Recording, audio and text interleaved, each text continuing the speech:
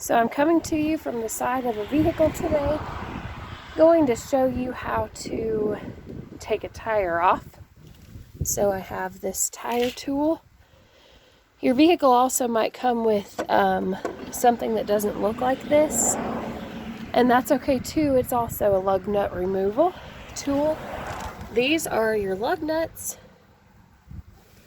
This is called a scissor jack and should have a little tool that you just insert into the end of it.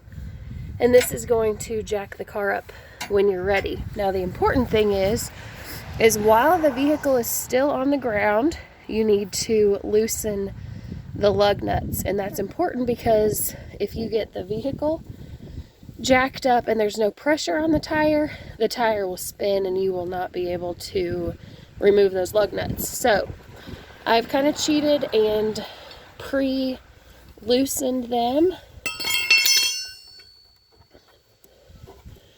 Each one of these is going to come off.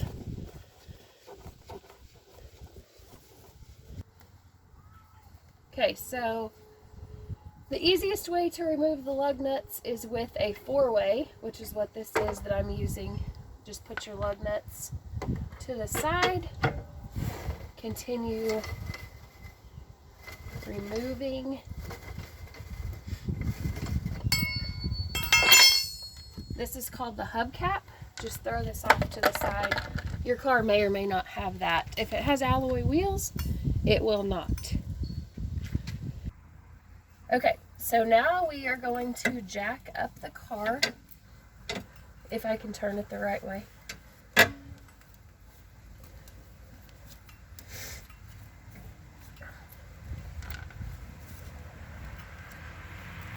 Keep jacking until the vehicle comes just barely off the ground. You don't need to do any superhero lifting or anything. It doesn't need to be way up in the air.